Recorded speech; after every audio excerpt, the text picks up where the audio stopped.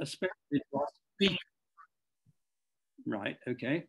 We're immensely thankful, especially to our speaker, Robin Hanbury-Tenison, who appears here via Zoom from Bodmin Moor. Robin has asked me not to bother to introduce him, but I will mention that he and I first met at 8,500 feet in Bogota, Colombia, some 50 odd years ago. But Robin, a true explorer, has come prepared, bringing his own introduction in the form of Dame Joanna Lumley, who will start us off on our horseback journey through Albania with Robin and his wife, Luella. But please do not mute me yet, as I have a few more words to say. The Anglo-Albanian Association is a membership organization which was founded over 100 years ago and still going strong. Those of you here this evening who are not members are welcome to join us via the homepage of our website. That is Anglo-Albanian, lowercase, anglo-albanian.org.uk. And by the way, the membership costs only £15 a year, very good value for money. And then you scroll down the homepage and you will see click here to become a member, and further down you will be given the payment options. Let me give you just a flavor of what we have to offer during the coming months. On the 22nd of February, we have a talk entitled 100 Years of Albanian Postage Stamps. A leading philatelist, Rodney Oliver, traces Albanian stamps with a historical backdrop back to Ottoman times. And then on the 30th of March, we have a talk by Kapka Kasabova about her prize-winning book, To the Lake, focusing on the lakes of Eastern Albania, Ohrid and Prespa, which border on North Macedonia. This will be in the form of a conversation with Teuta Skenderi.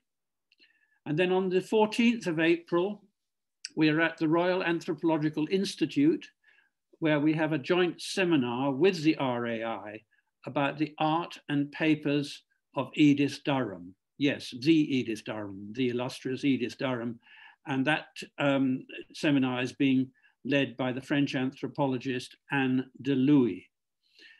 And on the 12th of May, we have the Albanian academic, Dr. Leah Upi of the London School of Economics, who will give a talk about her latest autobiographical book, Free, on growing up in Enver Hoxha's Albania. On the 14th of June, but to be confirmed, we have an illustrated talk scheduled by Johnny Vorpsi of the Albanian Environmental Protection Agency. It's a talk on bird life and conservation in Albania. We like to have talks by people attached to the environmental agency, because that gives us a spread into the countryside of Albania, which we'll be seeing when Robin when his talk starts. After Robin's talk, you will hear from His Excellency Alistair King-Smith, speaking from our embassy in Tirana, who will tell us inter alia about the centenary celebrations which are planned to mark 100 years of diplomatic relations between Albania and the UK. And now, without more ado, I'm now happy to hand you over to our good friend, Dame Joanna. Thank you.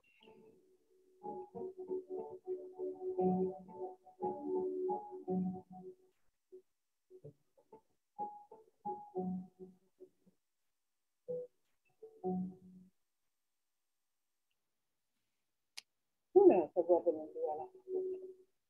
Well, Robin is one of the most distinguished travellers in the world, always has been, and he's married to Luella, who I've known in my life because we were children together.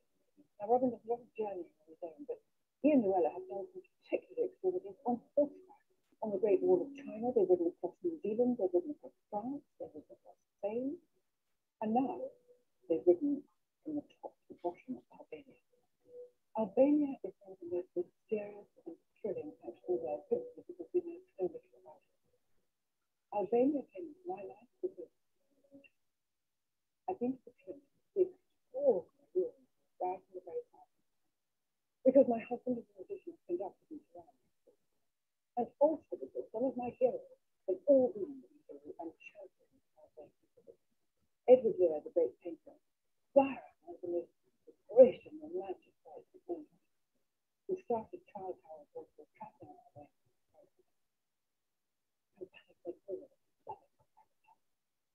And then the great Edith Durham, the extraordinary woman, the Queen of the Mountains, probably without whom Albania would have been a chance of it.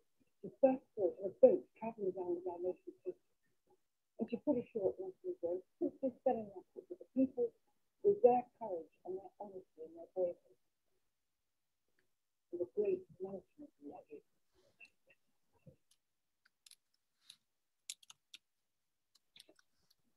Well, there you are. Couldn't resist suggesting that Stephen should use that as my introduction rather than do it his way.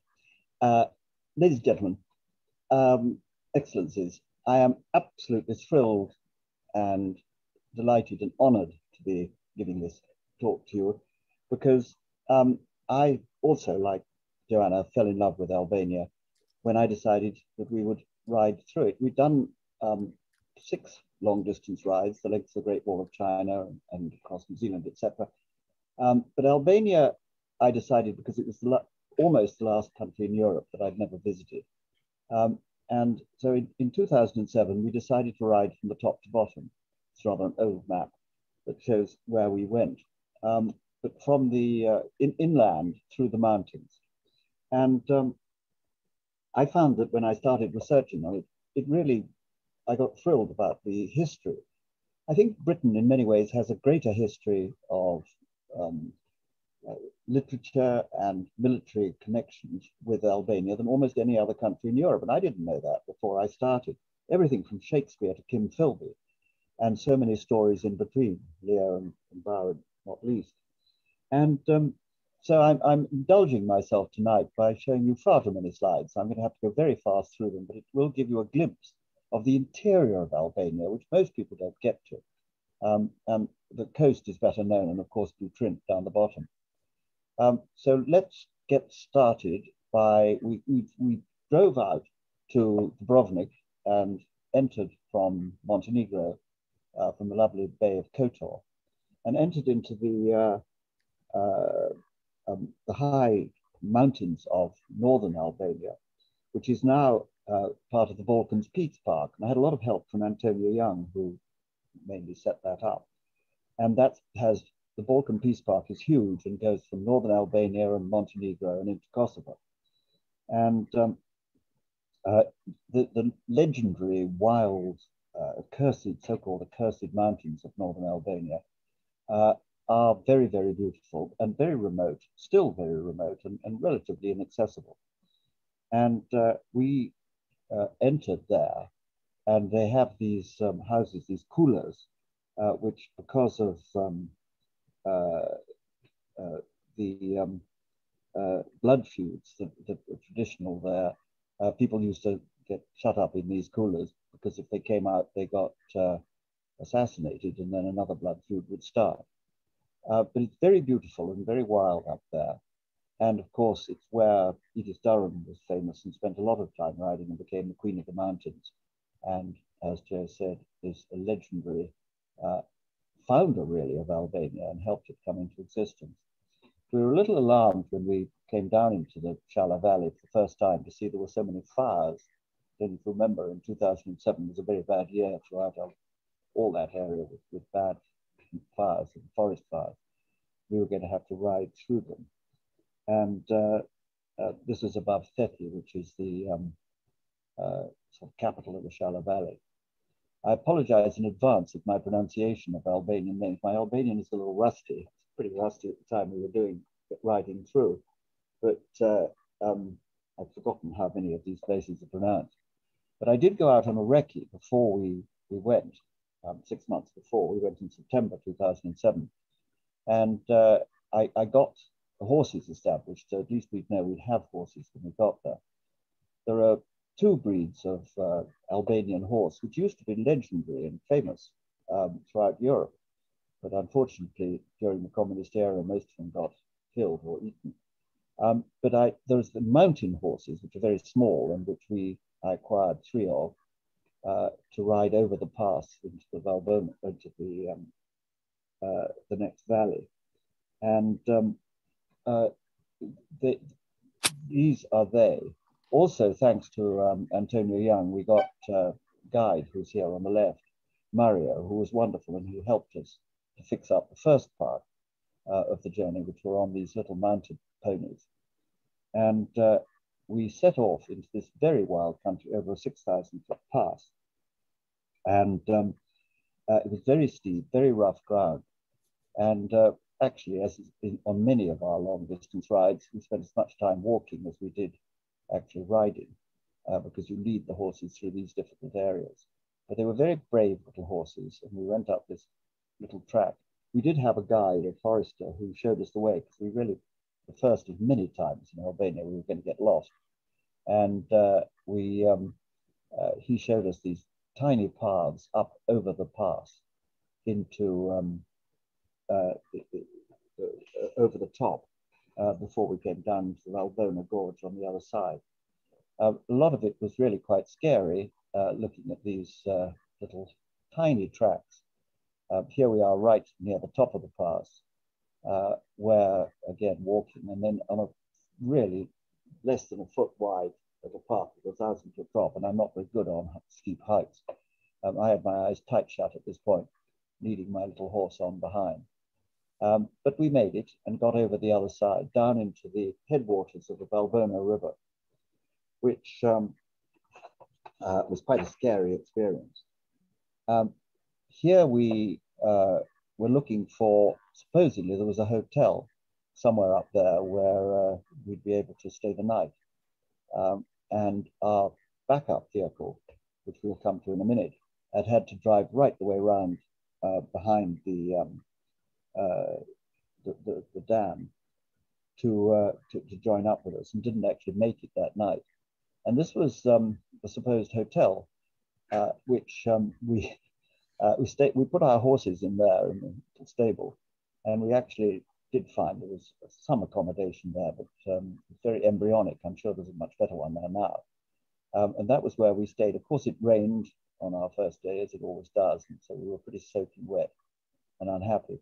But our crew arrived the next morning, and here we have the Mickey Grant, who was making a film about this journey and was traveling in our big Toyota wagon, which we traveled in all the way. We had to have backup. You could do it the pure way and travel just with saddlebags, but then immediately the horses will get saddle sores, and it's really, I've found on these journeys that unless you have backup who supposedly prepare a camp for you in advance, although it never worked in Albania very well, you spend your whole time worrying about where you're going to spend the night, rather than actually enjoying the ride.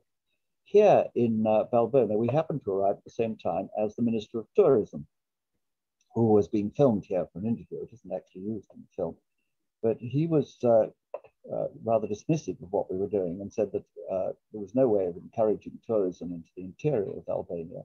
We wanted to concentrate on the coast, and that was where all the tourism was going to be.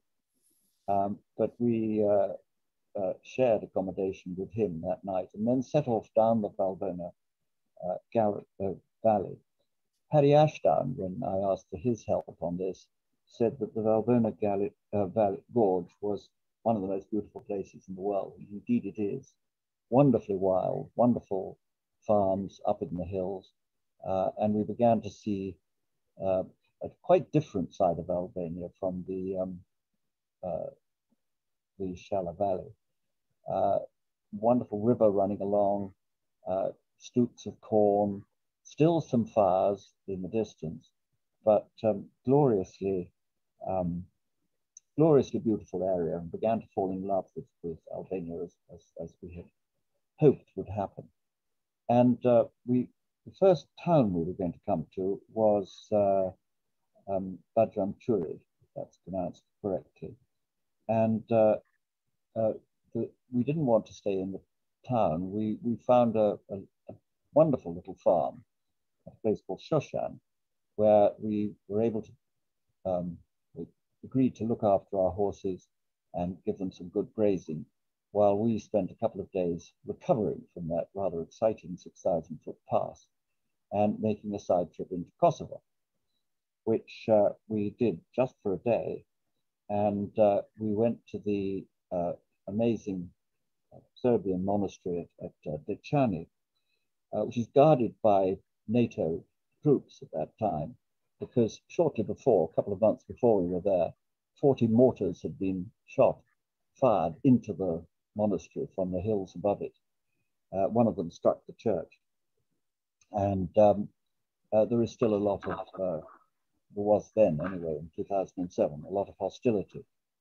And we found the World Heritage Site of the Dečani Monastery absolutely beautiful. There were 40 monks there who entertained us hospitably for lunch. And it is probably it's the largest medieval monastery in the Balkans, largest church in the Balkans, I believe. And it's in perfect condition, except for the chip that a mortar made on the side of it. And it's an absolute gem. There was a young novice working in the garden, and within the church are fantastic frescoes, none of them painted later than 1360, and all in beautiful condition. As a result of this one day spent in Kosovo, I have to confess that I was invited the honor of being honorary consul for Kosovo, which I said I wouldn't do, but we settled on my being honorary consul for Cornwall, which is where I'm speaking to you from. And I haven't had to do any duties as a result of it, but it's a great honor.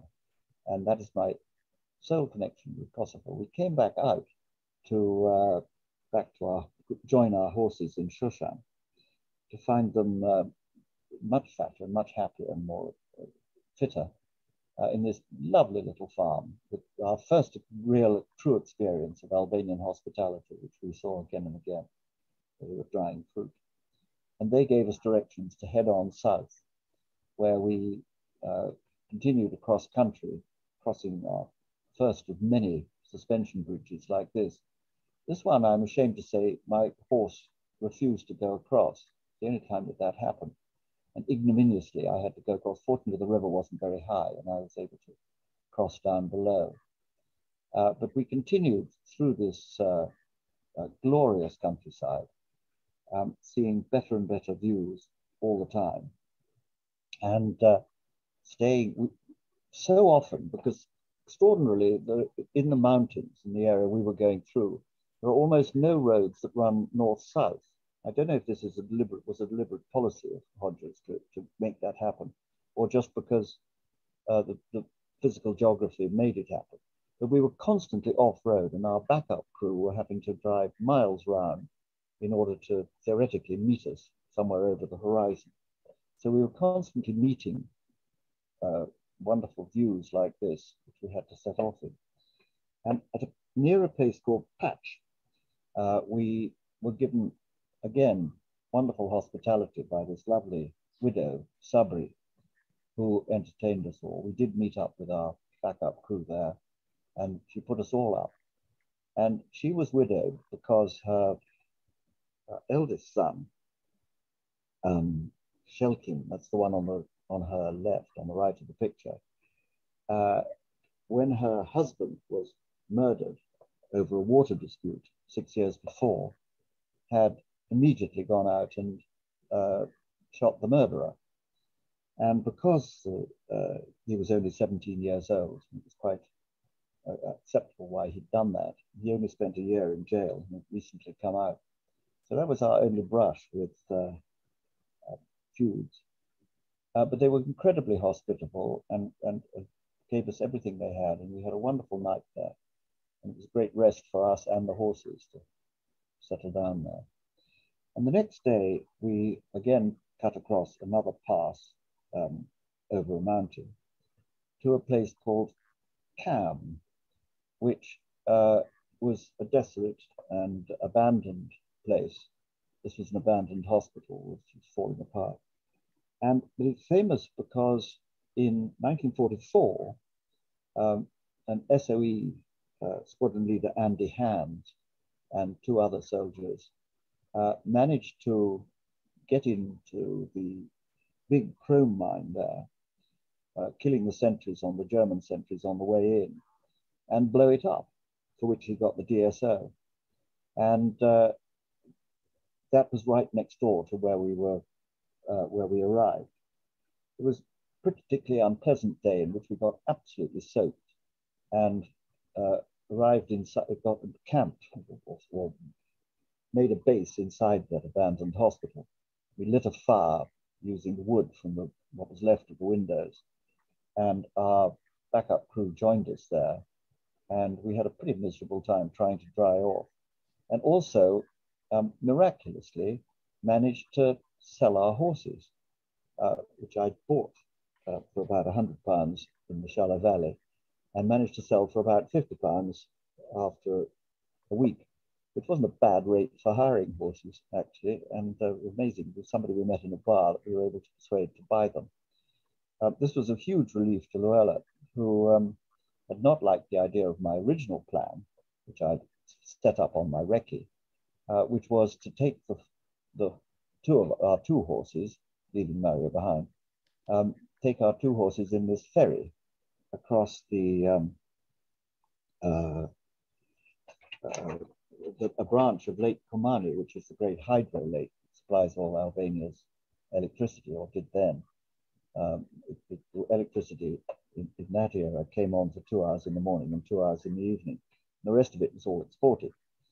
But the idea of putting our 2 horses, who always kicked each other whenever they were tied up next to each other, into this little boat and taking them across, it's not a very good one, although the boatman assured him that he could do it.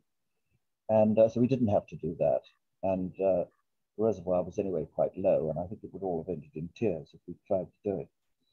But we did get across. We drove round and to the place called Kolsch on the other side of Lake Kumani, where we joined up with our Land Cruiser and rearranged everything, and met our new crew, who were going to look after us for the rest of the journey on new horses, lowland Albanian horses.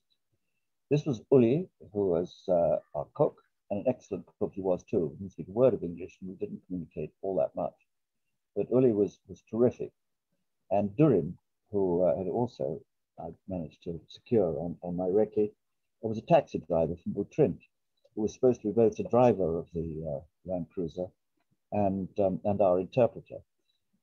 He was an excellent driver, and that worked extremely well. The interpreting side didn't work so well because he actually had no English whatever, except for being able to say no problem, however bad the problem was that we were facing at the time. And my goodness, we had a lot of problems. But those were our crew, and from then on, they would be driving the Land Cruiser miles round while we went across country, and hoped rather effectually to rendezvous with them at the end of the day. But we did get 2 splendid new horses, much better, of the lowland variety of Albanian horse, 2 greys. Mine was Semi on the left, and Luella's was Chris on the right. And we set off very optimistically that everything was going to get much easier from now on, as we followed due south tracks through wild, wonderful country. And it started very well with a very nice track, which we were able to follow. There was snow on the hills. This was in September, and already the snow was coming down the mountains, and was quite a worry that it would reach our level when we were crossing the passes ahead of us. But it was glorious country and perfect riding country. I always used to tease Albanians when I was there, when they said, "Why do you want to ride through our country?" They said, and I said, because it's got practically no roads, and it's wonderful riding country. The roads are so awful, as they were then. And that, of course, is perfect if you're on a horse, because you're not on tarmac. And this was totally off-road from now on. And glorious country. Here Luella is on Chris, with wonderful meadow saffron, autumn crocuses, which we saw lots of there. And there were wonderful farmhouses, mostly abandoned, but pretty, the sort of thing that would be worth a fortune in the south of France, but were all being abandoned in the interior of Albania at that stage. And lots of more bridges that we had to cross, and ruins everywhere of abandoned farms. And but wonderful people who were very helpful, very friendly, but never seemed to know the way ahead.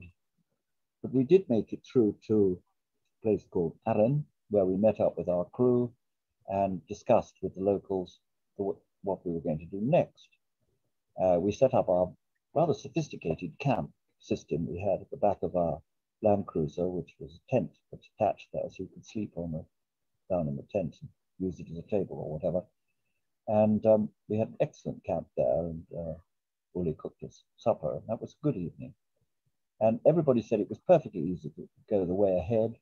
We just had to go to a place called Gurich, and looking on the map, it seemed like only about 20 or 30 miles, and we should easily do that in a day, the next day.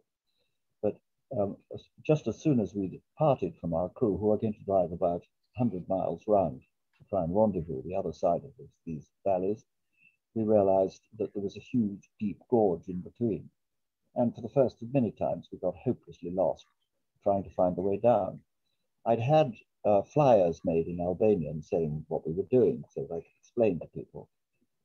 And the people were so friendly and helpful, but there wasn't a way through. We had to go down into the valley, more lovely abandoned farmhouses, and here Semi is eating plums under a tree, and it was steep again, and it was very difficult country, and we had to cross the river at the bottom of the gorge, which with a sinking feeling we saw was yet another suspension bridge, and leading horses across that was very scary because there were lots of gaps in the planks, but they were very brave, and we got safely across.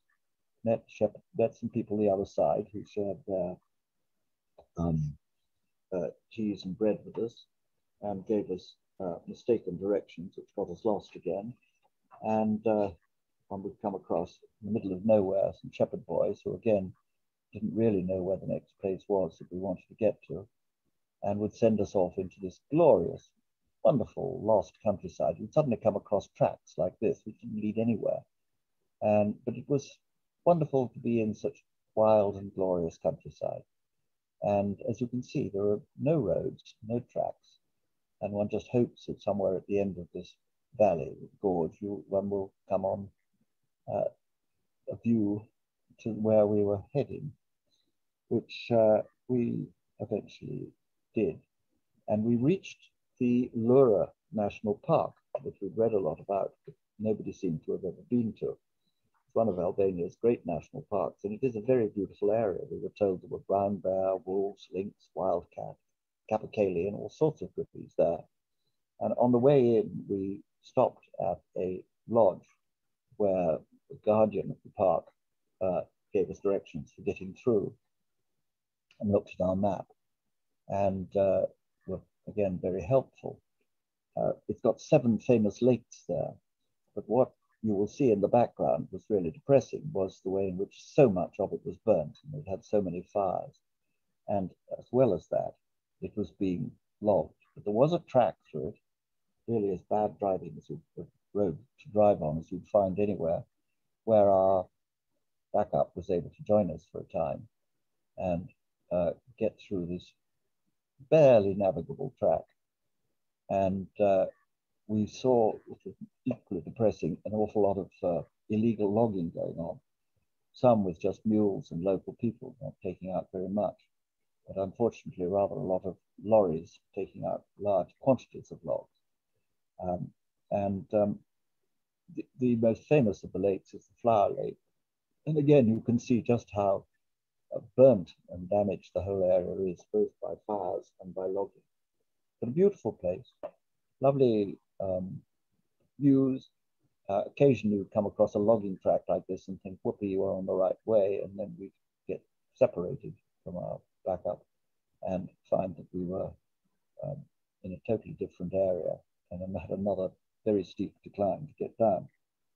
But look at that, how beautiful it is, these wonderful, mostly abandoned areas and fields and farms in the interior.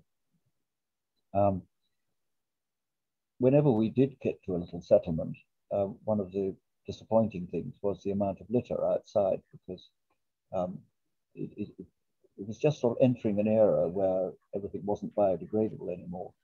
And so there was an awful lot of litter.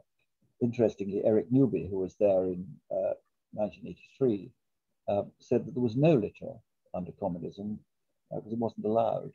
So this is all something new that we saw. And water is always a problem for both horses and people. And more shepherds, practically the only people we met. And again, pouring rain as we came down to a place called Fushi Bulchisi. There it is, down in the bottom of the valley. The sinking heart, we realized just how long it was going to take to get there. But we got there and made camp after the rain, and were advised again how we were going to get over the next part, which was another major bit of cross-country going. Setting off in the morning and hoping to meet our backup eventually in 2 or 3 days on this occasion, where we would have to cross on our own by ourselves because there was no road. And we were heading for a place called Krasta, but first of all, Bulchisi, which was a pretty well abandoned little town, all in ruins. And then a long track up through the chrome mines towards a place called Krasta. Rest on the way, and there is Krasta, which is a big chrome mine, where which had been very prosperous, but was now again completely abandoned. And when we arrived at Krasta, we found it. There was one little shop, and we were going to ride through and camp beyond. But amazingly, when we were in the shop, we were addressed in perfect English by a delightful man called Tori, who was just setting off for Tirana. And he had been a chef in London for 10 years, spoke perfect English, and said, no, you mustn't do that. You must stay in my apartment, which was here in this building. And he most generously put it entirely at our disposal, found a little space where the horses could be outside, much to the annoyance of the neighbors. But we spent a night there with a couple of boiled eggs, which is all we could find to buy in Krasta. And the next morning got up very early and looked again, and with sinking hearts at another huge great gorge and a wonderful view. And the whole time we were there was this glorious contrast of the difficulty of traveling through this country and the exquisite beauty that we saw on the way. But here we were lucky and met up with some muleteers who did show us the way from there on, luckily, and we had a very good time traveling with them. There were the sheep eating plums. It was plum season, and lots of times we saw beautiful plum trees. Now here we were entering the country where Edward Lear had spent a lot of time, probably the greatest landscape painter of the Balkans ever, commissioned by Lord Derby to go out and paint the Balkans, which he did magnificently. And there was a lot of similarity, because I'd done my homework on looking at Edward Lear's pictures. And here's one of his pictures showing the countryside as it was in 1850. And he was a very brave Edward Lear. His sketches, which I got from the British Museum and used in my book as chapter beginnings, reveal his sense of humor and his courage, because he was a rotten horseman, but he rode bravely all through this area and painted it. And more bridges and on through this country. I mean, it was very, very broken and very easy to get lost and very easy to get depressed, but we didn't, because we were just enjoying it so much, just being in Albania. And more fantastic views, but very broken country. Probably the mountains of central Albania are about as dissected an area as you find anywhere in Europe. I hadn't quite realized what we were letting ourselves in for as we came through over this next pass. And then reached the plain of Izip, which was very famous because this was where, during the war, the SOE were parachuted in. And we also met later, after this journey was all over, David Smiley, who was one of them, one of the SOE.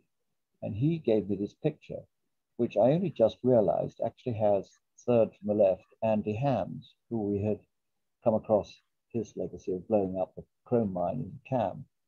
And there is Andy Hams, 3 away from, or 4 away from Edinburgh Hodger, who was the Communist Party, the partisans who they were associating with, and Billy McLean and many other famous SOE people who, that was their base was at Easy. There's nothing there, there's no village anymore. There, amazingly, we were able to meet up again with our backup and get to Elbasan. Our main danger on these, with all these shepherds that were so helpful and friendly, was their dogs, who were very fierce and very dangerous, and possibly of a rare breed. Then we reached Elbasan, which is on the Via Ignacia. And here, Luella's horse, Chris, had developed saddle sores and had to be sent back. But she managed to get this beautiful horse, Bora, Albanian joke. She was a lovely horse, but she was black, and Bora, I believe, means snow in Albanian. Anyway, she belonged to a charming fellow called Tori, who had who loved her and took some persuading to let us borrow her. Tony, rather, he was called. And he was in this huge steel factory that kept her wild, living wild in this enormous steel factory in Elbasan. And anyway, he agreed to let Luella ride Bora for the rest of the journey on. And we had to get her shod in the middle of Elbasan.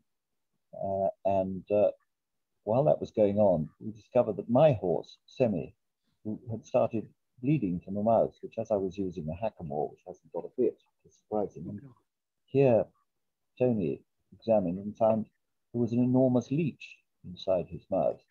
He tried to get rid of by using a cigarette first. That didn't work. And he put some salt in, and out it came. Huge, great leech, which is probably explained. He went much better after he got rid of that. These were our saviors, who were a wonderful missionary family in Elbasan called Nick and Sarah Wakely. And they came to our rescue and interpreted all the difficulties we'd had with exchanging the Bora and getting blacksmiths and vets and all the other things we needed at that stage. We're now on the Via Ignacia and heading south from Elbasan, this wonderful Ottoman bridge over the Shkumbin River, which Edward Lear certainly crossed. And this is the boundary of the Geg region of northern Albania, and Tosk region of southern Albania. And Mickey was a great feature in the villages we went through after that, making the film and entertaining the locals. But here again, we're in wonderful bucolic country, again, going across country, seeing the stooks of corn and ploughing with a wooden plough with donkeys. And again, having to go off-road most of the time, which is exactly what we wanted to do. But there just weren't tracks heading in the right direction. So we were on these rough little tracks, luckily a bridge that we didn't need to cross because we wade that river. And then staying in little villages. This one is Trebinji village, where we made camp, and then on to Lojan village, where we talked to a lot of school children who came through and began to need to get guides to ride with us and show us the way through the very difficult country to find our way through. Tani was an excellent guide through a very difficult country. And even he had to ask for the directions all the time and get advice, showing our flyer and the map.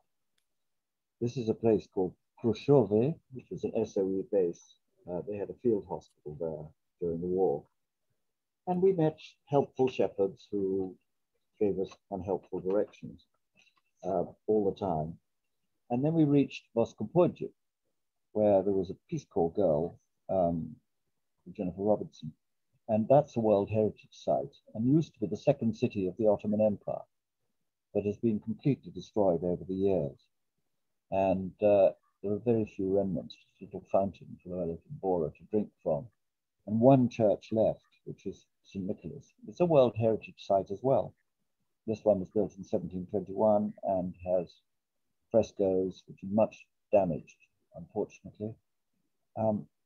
But there was a lovely priest who showed us round. And Boscopodius is one of the great sites on the Via Egnatia, halfway between Rome and Constantinople, and used to be a great, great city, bigger than Athens, but now very much fallen on hard times. But there were builders working on the roof.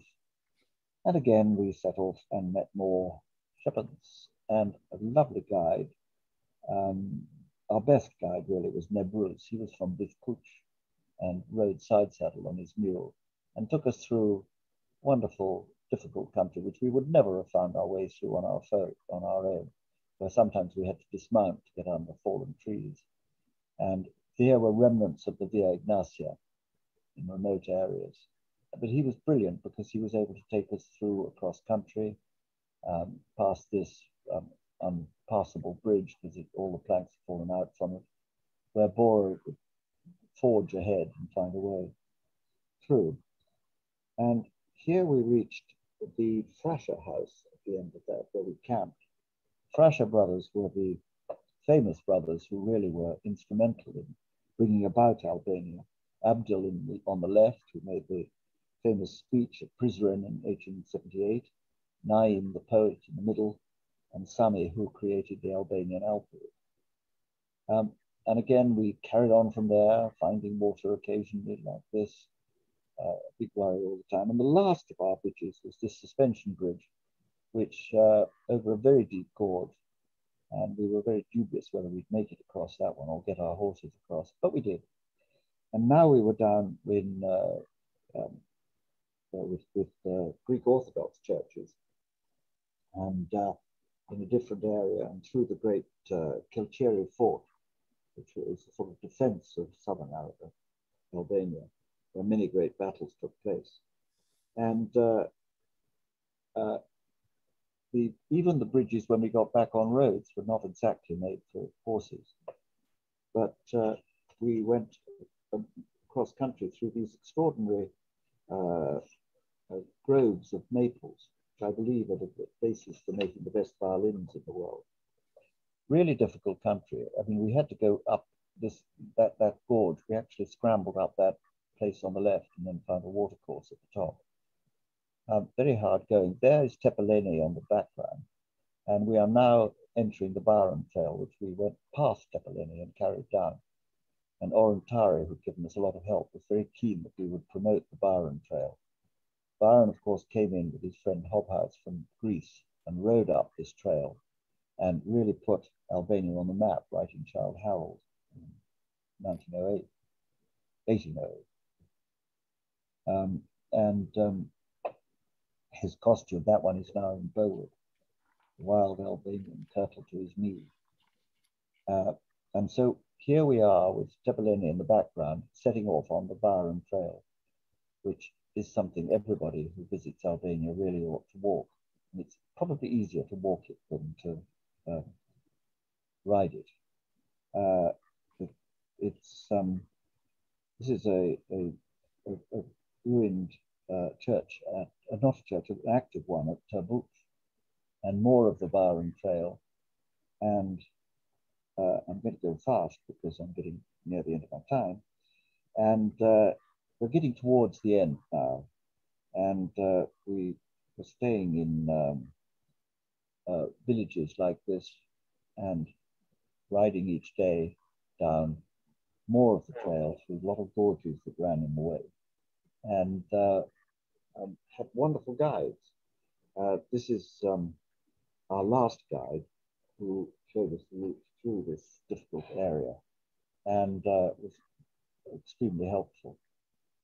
More ruined churches and more wonderful cross-country riding following the Byron Trail, which is still very much there, but it isn't a driving road at all. It's a walking or riding one. We were being filmed occasionally when we met up with our crew.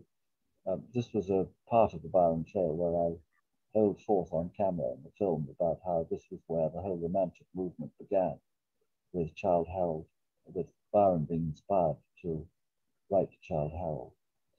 And it was fairly exhausting, but we finally made it to a place called Erin, which was really the end of our journey, where we were suddenly greeted by lots of Albanian film crews who came out and interviewed Luella. And we were sort of heroes for having made this first ride down through the length of Albania. And we gave lots of interviews and camped there at Erin, a beautiful place, and then went a short distance on down towards the Greek border, just to be able to say we'd come all the way from Montenegrin border to the Greek border. And then went back to Mickey filming us, of course, all the time, and then back to Tepeleni, where we finally, our last exploit was to ride across this bridge, which was there in Byron's time, and which is very shaky and full of gaps in the slabs. And we were filmed from a distance, riding from one end of this bridge to the other. And that really was the end of our journey. And the heroes, of course, of it were our wonderful horses who saw us all the way through and never complained. And that's Bora and Semi. And the beautiful Bora was really the most beautiful Albanian horse, and a wonderful tribute to the tradition of the Albanian horses. And that's what it's really all about, because I believe that the best way to see a country is on a horse. And we certainly saw Albania in a way that not many other people do. And that's it, really. The end of it is that I wrote a book, as I always do, about these journeys, and we made a film, and both are available on my website, Robin's Books, and you can actually watch the film on that, or I can send you a DVD, or you can buy the book, which is now in paperback, and I have copies of. And I hope you've enjoyed coming through Albania, a little known part of it, by horse with me. Thank you very much.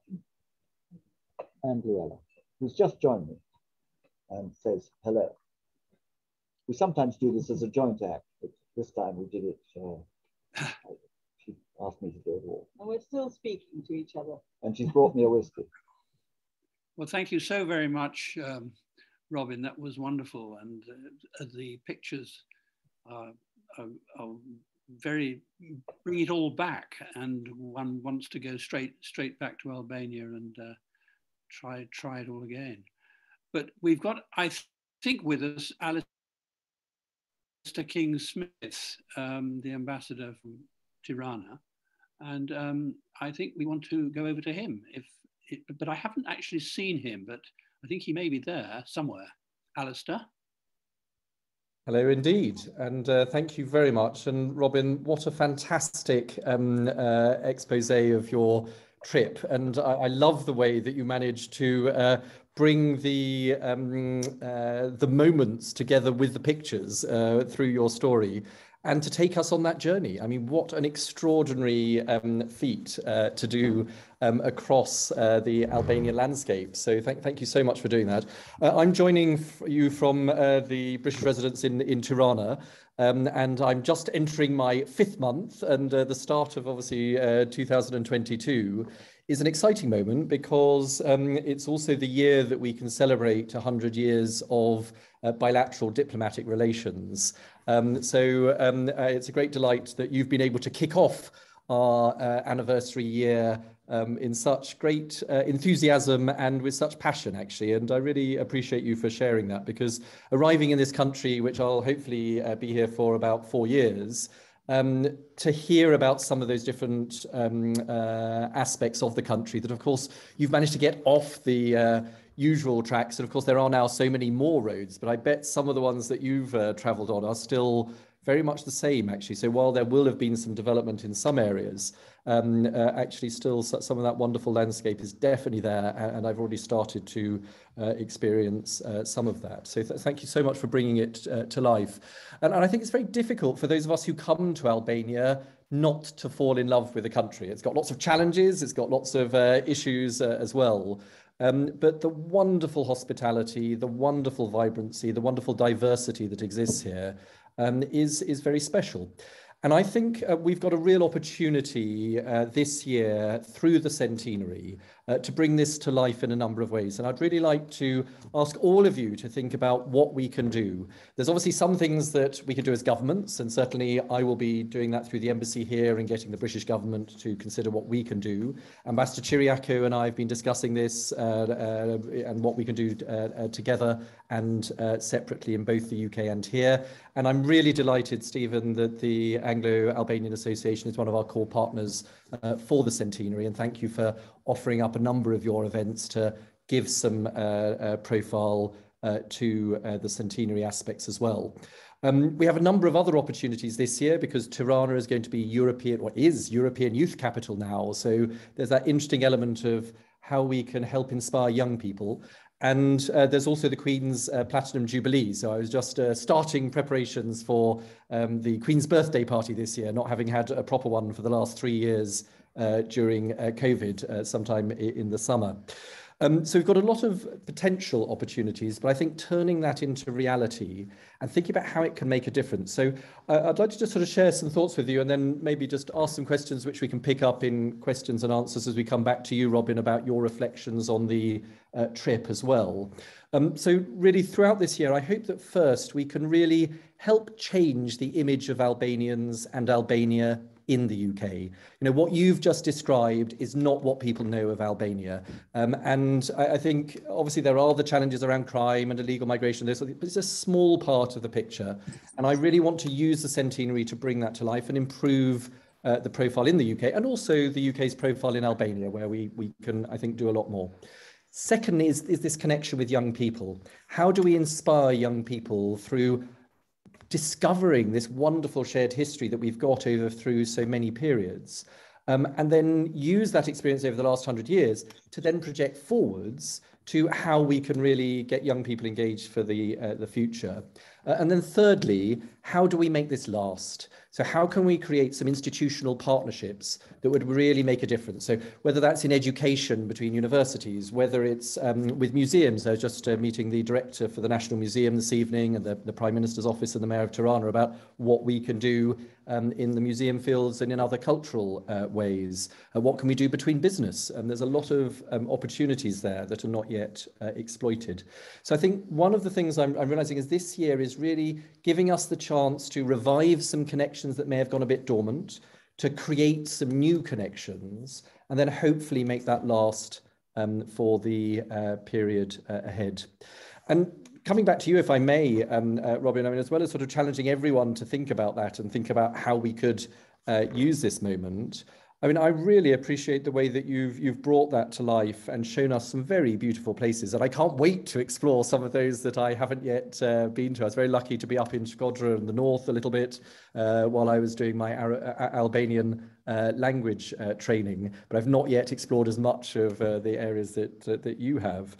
But I wondered if when we come back to you, we could get a bit of your sense about what you took away as your impressions of the people and some of the stories that really resonated with you about the people. You've described the landscapes beautifully, but I just wanted a little bit more about the people dimension, if I may.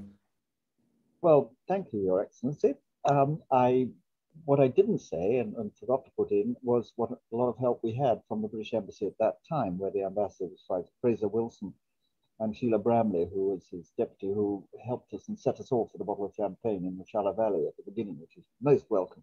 And your military attaché, Mark Vickers, at the time. I had a lot of help from the embassy. And as to the people, I mean, Albania is legendary for its hospitality, and we certainly experienced that. I mean, one knew that wherever we were, and however grim things got, and however poor people were, they had, they would always share it with us, and we experienced that when we were taken in and given hospitality wherever we were. It's very abandoned, or there was then. I don't know how much things have changed since 2007, but we were at a time when most of the interior had been abandoned, and there were only old people there, so relatively few young people. And the diaspora had spread out of Albania to America and Italy and the rest of Europe. And it was a very depressed place. I hope it's cheering up a bit. I mean, the Barney we had with the then Minister of Tourism about whether things should be encouraged in the interior or on the coast. And I understand there's been a lot of development along the coast, which used to be the last bit of pristine Mediterranean coastline land. And the concentration on the interior, we felt that there was such an opportunity for people to have bed and breakfast opportunities and walking tours and staying in that glorious landscape. And that really, for us, was the future of the interior of Albania, because it is the most glorious landscape and countryside anywhere in Europe, and has such an incredible history of connection with Britain particularly, and all the literary connections. I mean, during the 19th century, there were so many books by people. It was the exotic place to go. And doing my research for the book I wrote on it, Land of Eagles, which I have lots of copies of, where's it gone? Which I hope everybody will buy, because it's got far more stories about Albania. I was overwhelmed by the literary connections that we have with Albania and the historical connections. And I think these could all be resurrected. We had a wonderful time anyway. Thank you. Anybody got any questions? Am I allowed to take questions? We're just about running on time. Yes, you are indeed, Robin. Questions to Robin, Q&A. Yes, so one from Rodney Oliver, actually, too. I'm the next speaker, actually, Stephen. Yes, I know, yes. Well, can I ask Robin? I did meet Robin, actually, in 2007 when he was doing his exploratory tour over the mountains, I think, near Tethi, near a big lake. I just remember it, that's all. I just thought I'd mention that anyway. But my question is, did you hear much about the influence of Nena Teresa, the Mother Teresa? Because whenever I've been to Albania, there are statues, there are pictures in official offices, etc., etc. Did you ever mention anything about by the local populace about her? Not particularly. I mean, I knew about Mother Teresa's connection with Albania. We heard much more about, who was the actor, comedian who... Norman Wisdom. Norman Wisdom, yes. Far more about Norman Wisdom than we did about Mother Teresa, I have to say. Yeah, okay, yes. I can't remember, where did we meet? What lake? I don't know what it was. I think I was on the way, actually, from Skoda up the high pass, over the pass, and then down to Teth. I can't remember it now. I have a photographic memory of being a stamp collector, so I can actually picture you near a lake, and I'd stopped my car. I was in a VW Turegu, actually, driving myself, in rough terrain, but I do remember it very well. Yeah, not many people drove over that road, so it was a rare encounter. I beg your pardon? It was a rare encounter because not many people drive over that, or then drove over that. Intrepid travellers, you know, most of the roads are extremely narrow. You can actually bowl over the side with a car, but you think with a horse, you're a little bit more steady, I suppose. Yeah, really. Better off on a horse. I've ridden a donkey in Albania on the flat, and you see a lot of them too. Yeah. Anyway.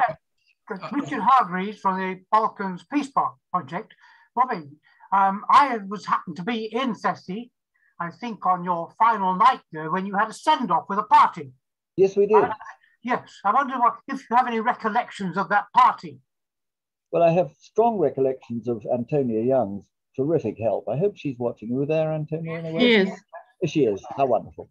Well, I thank you, because you really made it all possible by introducing us to Mario and telling us so much about the beginning and the whole Balkan Peace Park.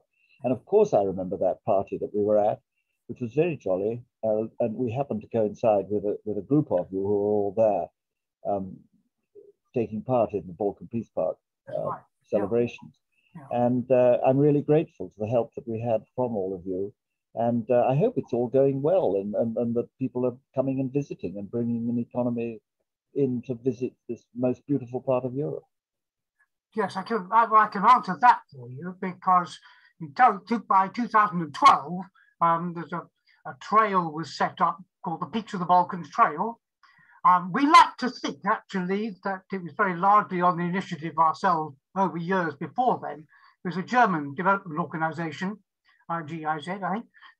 It's 190 kilometers circular trail through the mountains of Albania, Montenegro, and Kosovo. And it has made a huge difference to people living in the valleys, which there had been considerable depopulation in your time there. But now the farming guest houses, it's big business. Good. It's very, it's very popular. Into the thousands of people doing the trekking in that region each year. Yeah. I'm so glad to hear that. Yeah.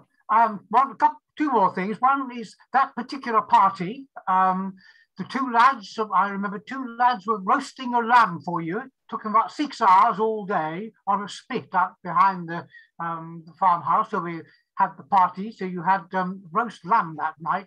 And we had musicians as well. There was a lahuta player and a tiftili. I hope you remember that. Yes, I do. Yeah, so that was your send-off. It was near the end of our trek. Rodney and the lake, I think you're probably referring to what they call chaffatories on the road over from Scotland, will bring you up to Boga, and then come the high pass over. And at the top of that pass, before you descend to Thethi, there is a little lake up on the hill. There's no lake in the valley, but I guess that's where you actually met. Yeah. Anyway, thank you. I have a question for Alistair.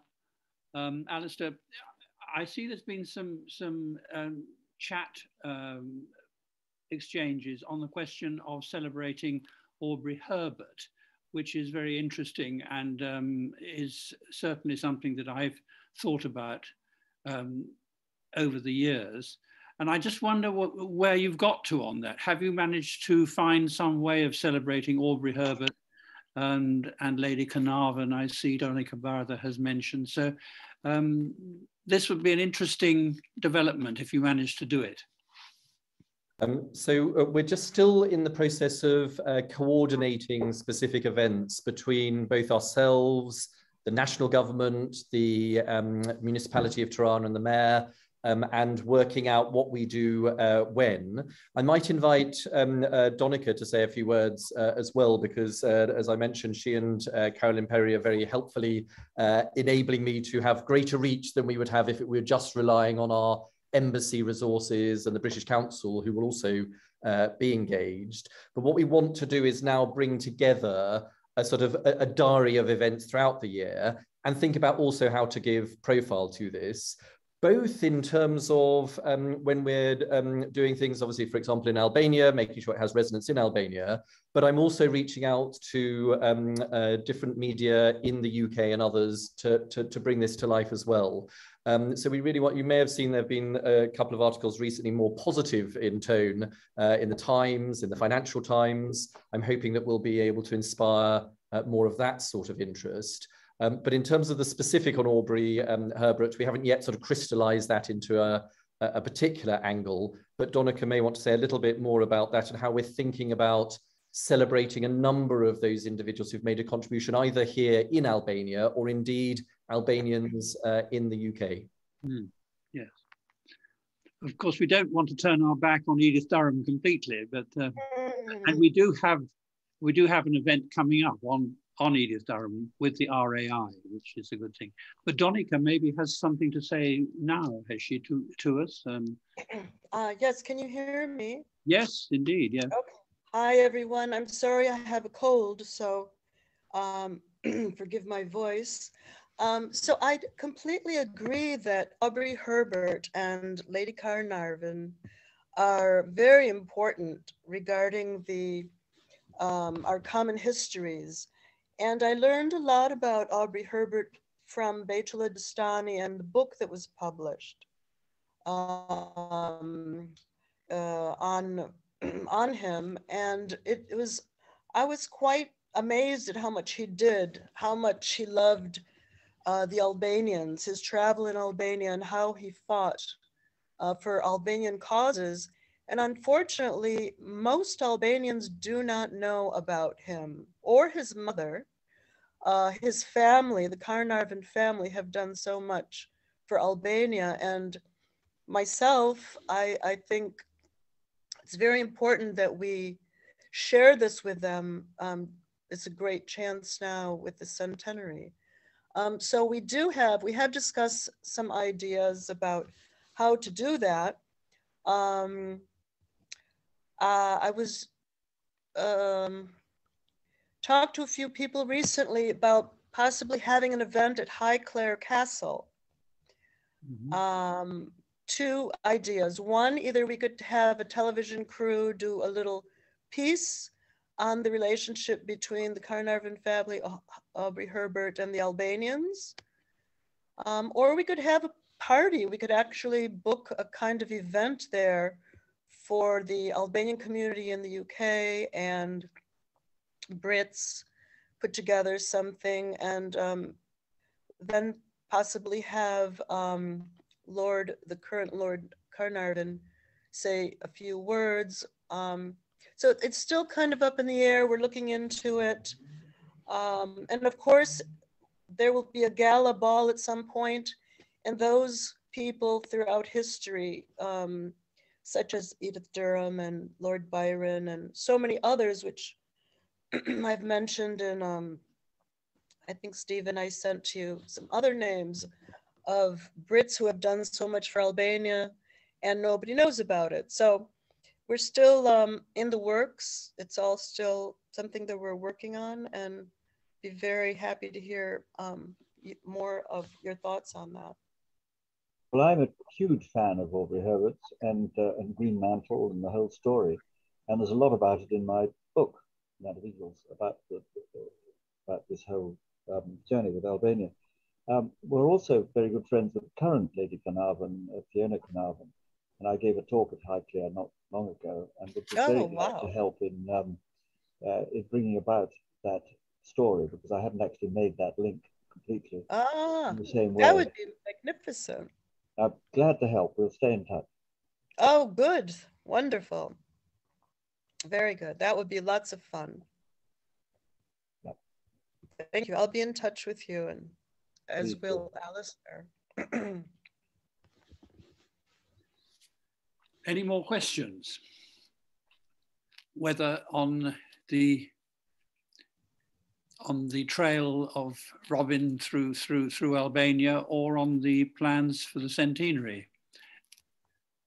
Now's your chance to ask some more questions. Could you kindly tell us the dates when the centenary celebrations will take place in Tirana, because I might like to visit.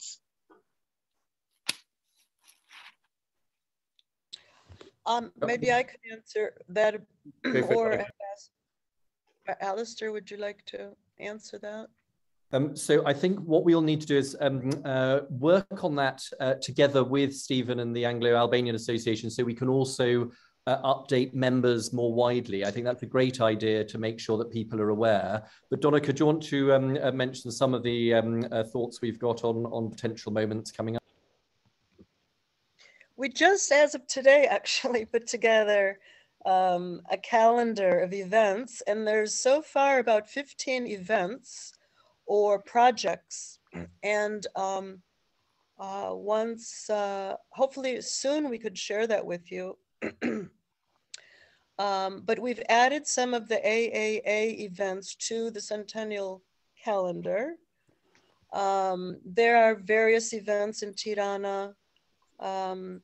Perhaps at some point soon, Alistair, you'd like to share that, and there'll be there is going to be, excuse me, there is going to be a tour of Albania called In the Footsteps of Edward Lear. And I put it on my Facebook page if anyone would like to look at it. And there seems to be lots of interest there. 1 week throughout southern Albania. And I think that will be very fun. So that might be a good time for any of you to visit. And the gala, of course, the date is not decided on yet, but we're thinking beginning of September will be a gala at the Palace of Brigades. But I would say soon there'll be much more information. There are various events like a scholars conference and different things soon to be discussed. Can we already say that the centenary has started, Donika? And are we allowed to speculate as to when it comes to an end? How long is it? Well, it is 1 year. It did start, it's for 1 year. I believe it started actually in November officially. Mm-hmm.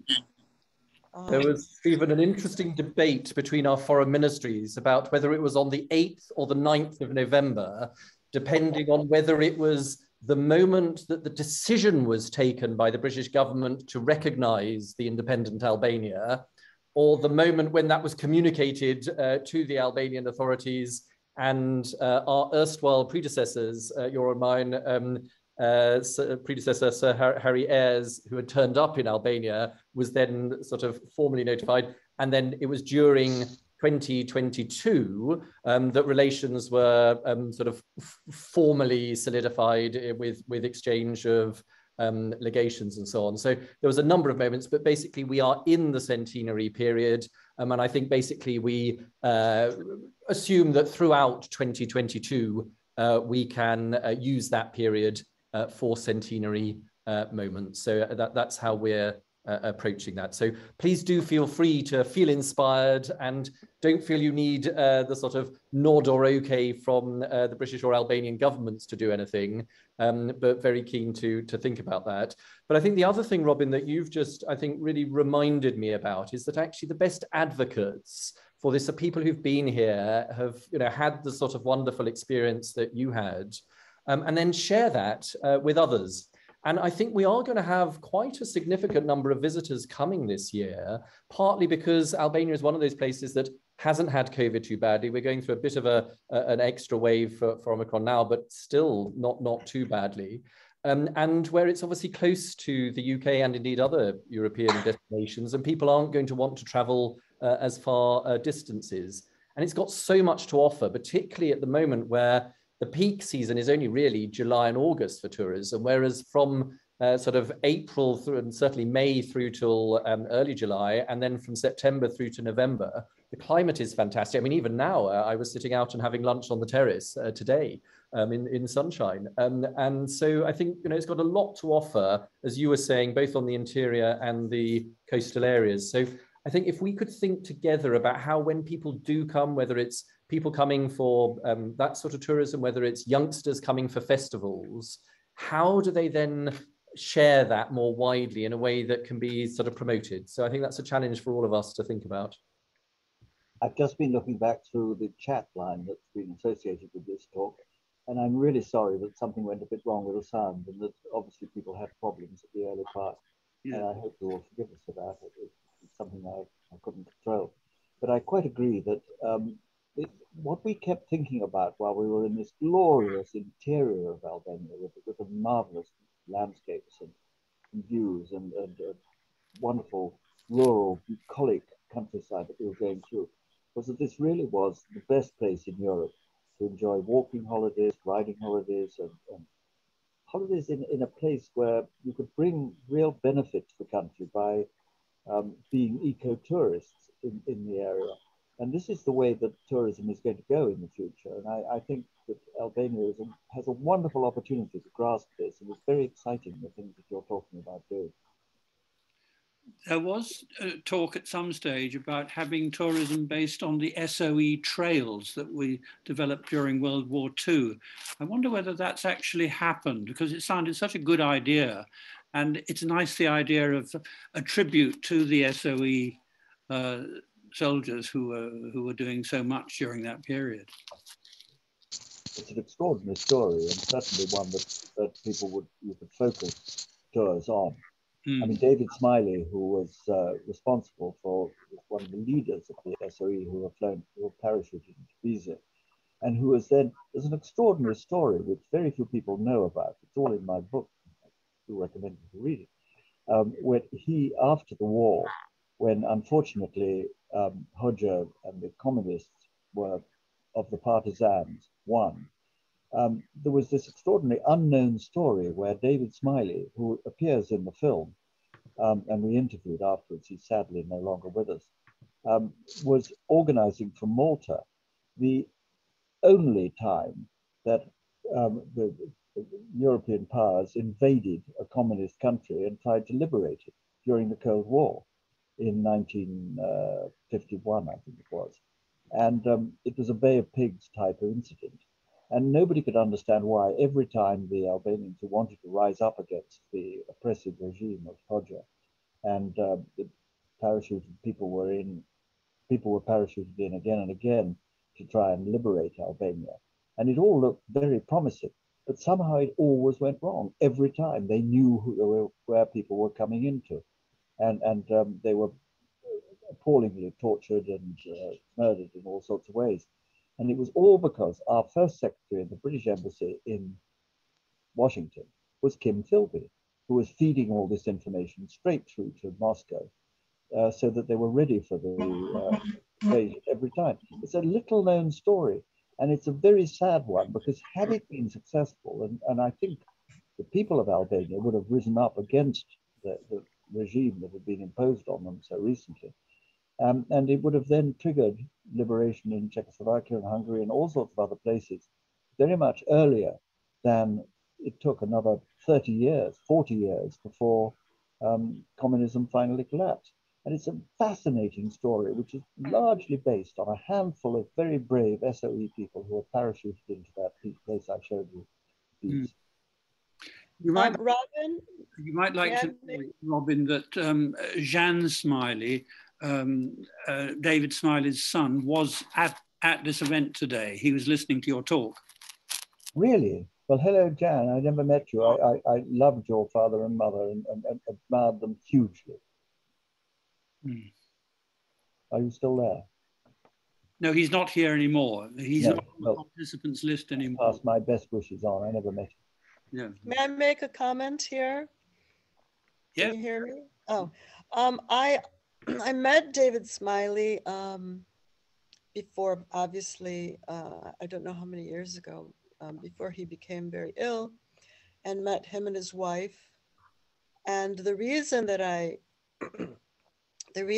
went to meet him was because my uncle, my father's brother, was one of the Albanian soldiers that were that he trained in Malta. So I know the story very well, and very few people know about it. It's a just amazing story, and I think that's one of the reasons why I have Britain has a special place in my heart. So, you know, proud of these young men that, you know, put their lives on the line for freedom. And unfortunately, as you mentioned, it didn't work out very well. We got it terribly wrong because of Kim Philby. Yeah. I think Judge has been, I think he's had his hand up patiently for a while. Judge, have you got a question? Hi, Arbor. Can you hear me? Yep, we can all hear you. Okay, thank you. I actually just decided to type it, so I'm just going to go ahead and read it. I think both Robin's presentation and the general comments, as well as the ambassador's invitation to think about what can be done in the context of the centenary, have got me thinking that the sort of year-long agenda is a great opportunity to establish, I call them monuments, but they can be sort of places that will remind people that, yes, it has been 100 years since the United Kingdom recognized Little Albania.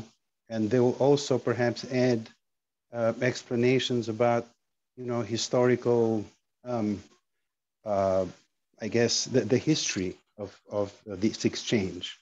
and I've written about the, say, the journey of Lear through the landscape. But there can be like little pavilions or places where one can read about this journey, or even points of vista, and they will be remembered as something that was done during the centenary celebrations. Also on the issue of heritage that the Anglo-Albanian Association has been so keen on, I think it is an opportunity to do an exchange of, say, photographic exhibitions where one can open an exhibition of the highlights of the Albanian heritage in London, and vice versa, the tradition of, and as well as the contemporary take on heritage in Britain, in Tirana. And maybe those can be exhibitions in the embassies or in small museum and galleries, but something that can provide an opportunity for people to gather, discuss heritage, but also other things.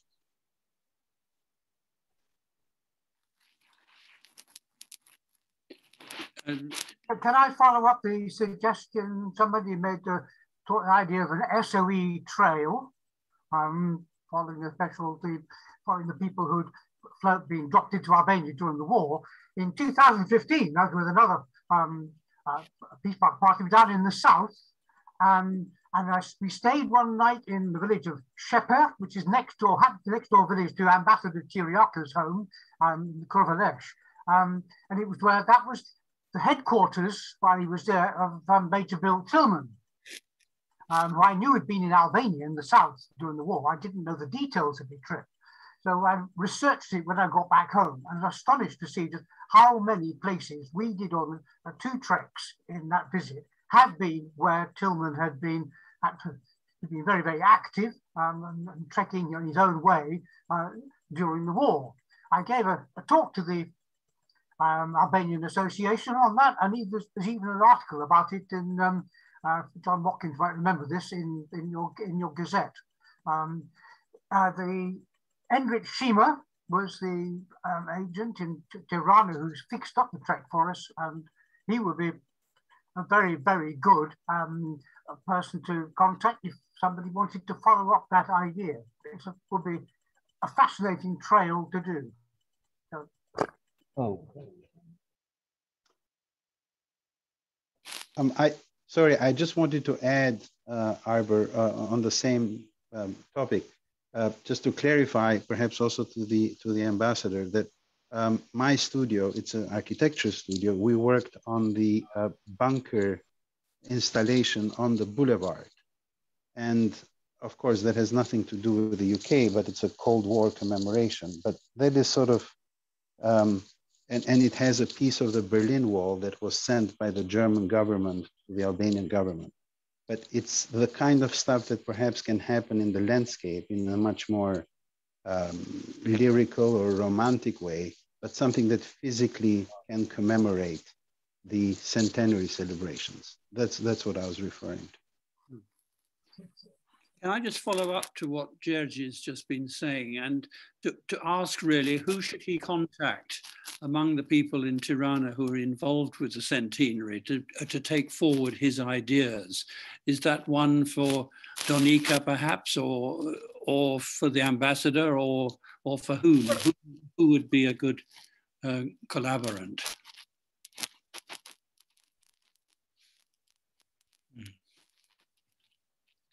So, I mean, I think it's a number of us.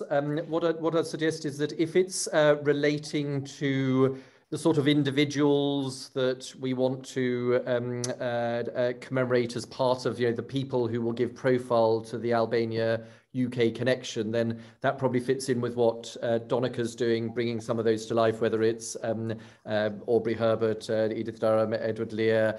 Some of you have mentioned others like Margaret Hasluck and so on. So there's a number of different things like that. And so Donika's helping us sort of pull that together and work out how we might give profile to that, for example, at the highlights where we do a top level event and so on. And then Carolyn's thinking about about some of the tourism opportunities. That's Carolyn Perry. So where it's about a tour or that sort of thing, and then we're going to look at whether we can attract more of the tourism companies from the UK and get them to engage in this, as well as some of those here, because we think that's going to be an important lasting aspect. When it's more about what we need government to do, then obviously I'm very happy to take that up if it's to do with what we can do here, or ambassadors. I want to say something and I can't get in. Malcolm, why don't you come in a moment?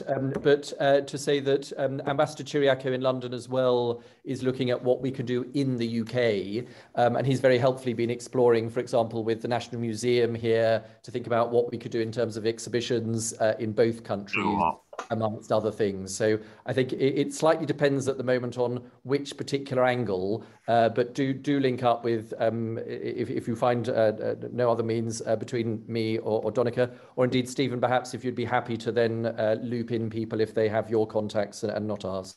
Yeah, I know that Georgie also, I don't know if you want to talk about this yourself, Georgie, but your regional focus on Korça, I think, is also very interesting, because Korça is an interesting city, and Georgie and his colleagues have been looking at the possibility of doing something for Korça or in Korça. And that sounded to me like a good idea. Yeah, I mean, I think Korça in sort of is another small gem that can be added to Berat and Girocastra. In the talk, Robin mentioned the churches in Boscopodius. And when one talks about UNESCO heritage in Albania, it's usually Berat and Girocastra that take the front seat. But if you add Korça to that, I think you sort of enrich the tableau. And there are other places like Butrint, Apollonia that can make for a richer presentation. But certainly Korça has been something that we've discussed to do a fuller presentation to the AA. Not only Korça, the town itself and its history, but also the kind of layers of history that have added over time, as well as the surrounding areas like Boscopodius with its history of Byzantine churches. George, thank you very much. That's really helpful. And I agree, thinking about that sort of Korça dimension, and indeed other places around the country, not just Tirana focus, is really important. Stephen, I think Malcolm Howell was saying he was trying to come in as well, if you're happy to bring him in. Hello, can you hear me? Yes, go ahead, go ahead. About 20 years ago or more, the BBC made an excellent documentary on Philby's Betrayal. I think I've got a copy of it somewhere. I don't think they ever repeated it. It showed the disgraceful treatment of Philby and how they were all arrested and tortured. I just thought maybe the association, if I can find the video, would like a copy of it. Sounds interesting. It's one of the less known stories about post-World War II activities. I mean, what happened through Philby was a parallel with the Bay of Pigs, which is much better known. And it really is an extraordinary story, and it hasn't had a sufficient airing. And I think that what you suggest is very important. Yes, I'd love to have a copy or see it. Thank you.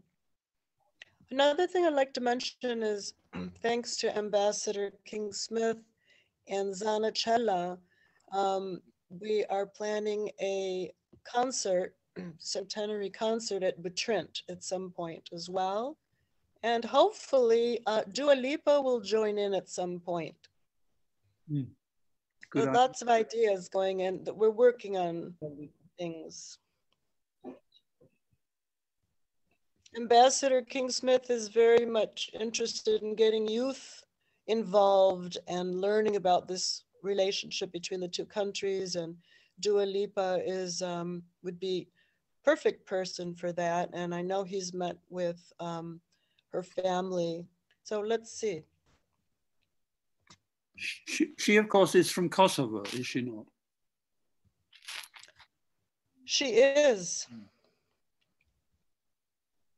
I don't know if that's an issue, but No, most well, people. the centenary covers all the Albanian lands, really. Is that correct? I mean, it's not just geographical Albania. It is all the parts of that region that are Albanian or people speaking Albanian. Is that correct?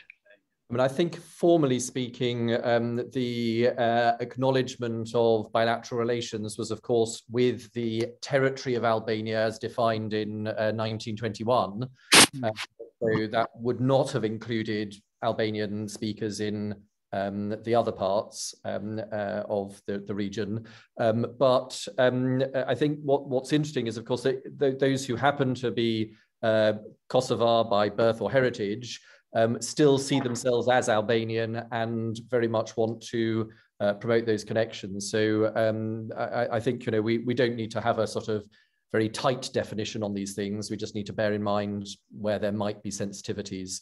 But generally that's the approach. There are, of course, some sensitivities about claims about Greater Albania or territorial expansion and that sort of thing. But generally, I don't think it's a particularly problematic issue in terms of the centenary. I think we should celebrate different dimensions of Albania and UK connections. Yes, I agree. Mm.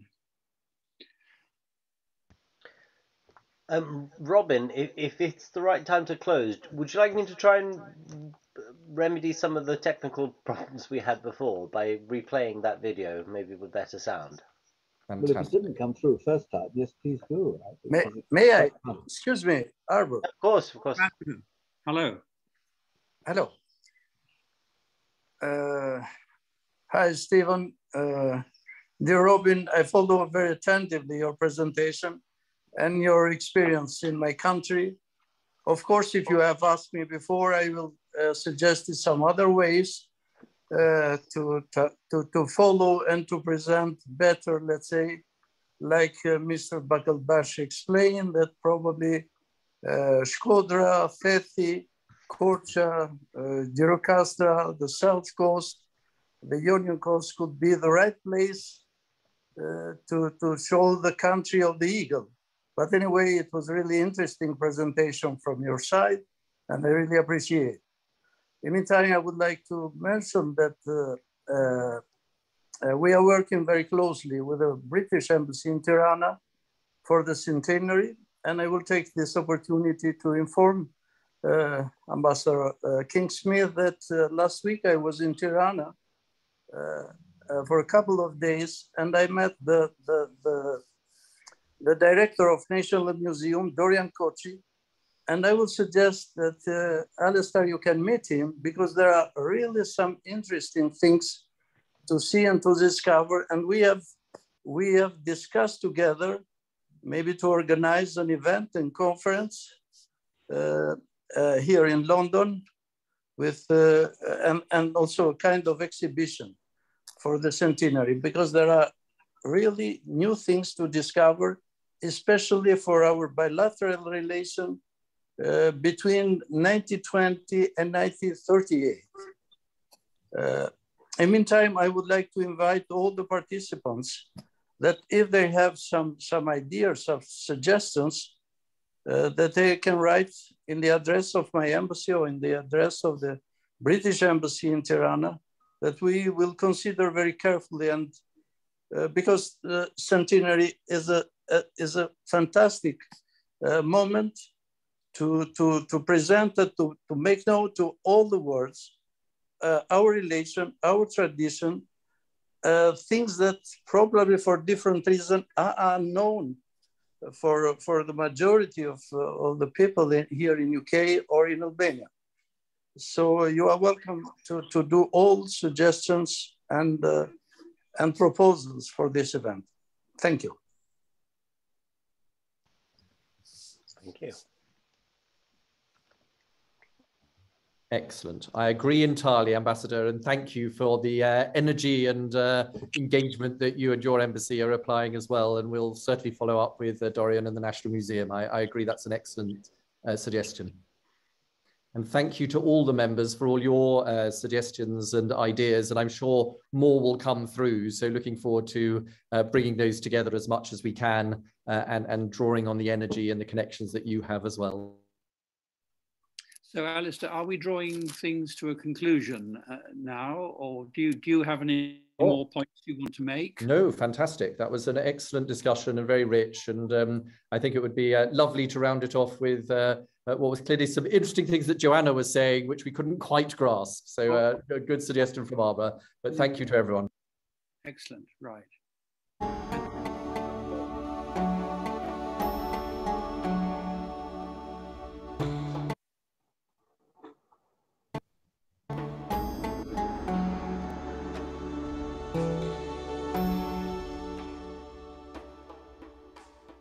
Who on earth are Robin and Luella Hanbury-Tenison? Well, Robin is one of the most distinguished travellers in the world, always has been, and he's married to Luella, who I've known all my life because we were children together. Now, Robin does a lot of journeying on his own, but he and Luella have done some particularly extraordinary things on horseback. On the Great Wall of China, they've ridden across New Zealand, they've ridden across France, they've ridden across Spain, and now they've ridden from the top to the bottom of Albania.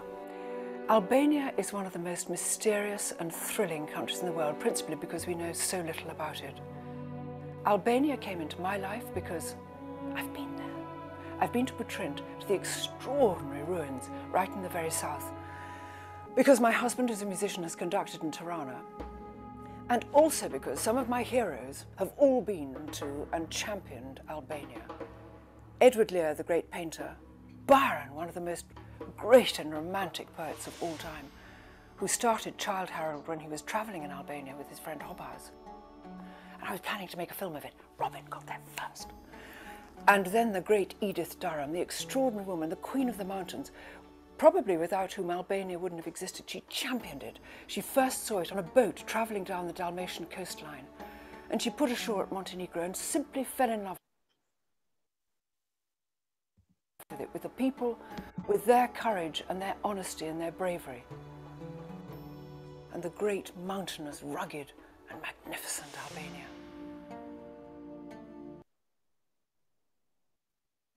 Well, thank you, Dame Joanna. That's a wonderful way to round it off. And Robin, I can't see Robin. Robin, I'm here. All right. Well, thank you so much to you and to Luella for being here with us. I mean, you've really given us a wonderful evening, which has kick-started all these discussions as well. So I'm sure we'll still be in touch with you over different aspects of the centenary as we progress. Thank you so much. It's been wonderful. Very good. Thank you. I thoroughly enjoyed doing it. I'm sorry I had far too many pictures and had to rattle through it far too quickly and no time to expand on lovely tangential stories. But I will help with the possible Carnarvon connection, which is very interesting. Yes, and let's see how that goes. Yes, thank you so much. Well, thank you very much, everybody. All of you who've joined us this evening, and Ambassador, very good to see you. Albanian ambassador I'm talking to this time. Thank you very much for joining us. It's been good to see you. And we look forward to seeing you all next month at our next event. Thank you very much. Miru Pasha. Ambassador King Smith.